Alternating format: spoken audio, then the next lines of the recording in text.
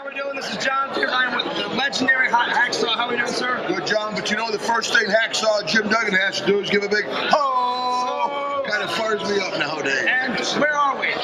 Here it's the Contamination number 6, I believe, or Five. They're going by so fast. I know exactly. I thought it was 6. Yeah. So it's a great time. A lot of families coming out. Oh yeah. Some great costumes, some great guests, some great events. And I was telling everybody this is great because Dave took a year off and it's the return of Contamination. We're glad it's back. I got a couple questions. Sure. What do you got? So, what would you take out of this whole experience of Contamination, this whole weekend? Well, I tell you, just the friendships that you build here when you meet these folks. You know, and of Absolutely. course, you meet a couple of these other guys you see at different towns around the country, around the world. So it's like old home week also when you see some folks you haven't seen in a while. But it's a huge subculture, kind of a lot like pro wrestling. Oh, yeah. Conventions. It's great to be part of it. And what do you think of Dave Dyer that puts on these? Dave seems to do a great show. It's my first event with Dave, so but I tell you, everything's been great. We had a big limo pick us up, whirlpool in the back, nice hotel room, a nice event. And see, I was telling all the other celebrities because some have talked with Dave, and sometimes it's the first time. I'm telling you, these Contaminations guys, if you don't like the celebrities, you got the booze. If you don't like the booze, and there's something right for everybody. So I tell them like don't be nervous just to come. Come on down, I tell you, once you can't really explain it until you experience it. Of course, we had the dog shelter here yesterday. Yes, I saw that. I mean, so everybody's involved in the community, a great sense of community. Now, again, it's a family-friendly night out. Now, speaking of Hacksaw, let's say a newbie came to a convention and he had never been to a convention. What type of advice would you give him? I said, jump in with both feet. Get the best costume you can have, and there's some movie quality costumes you see here, and then you see another kid with a box on his head. I know exactly. It doesn't matter. Just come and have fun. Everybody's friendly. It's a fun, unique night out. It's not something that happens. It's not like going to a movie you go to every week. This is a unique night. Because every day there's been something new. And I got a couple questions about the career. Sure. So if you could just give us one legendary story about you and Hulk Hogan. Any good stories? Well, actually, Hulkster's a very good friend of mine. I've known Hogan for 36 years. There's very few of us who've been around 36 years. But actually, Hogan was instrumental in my career. I wrestled him as Big Jim Duggan back in the old days. Yeah. With short hair and clean shaven. And old Hulkster said, hey, Big Jim, he says, you might have a career.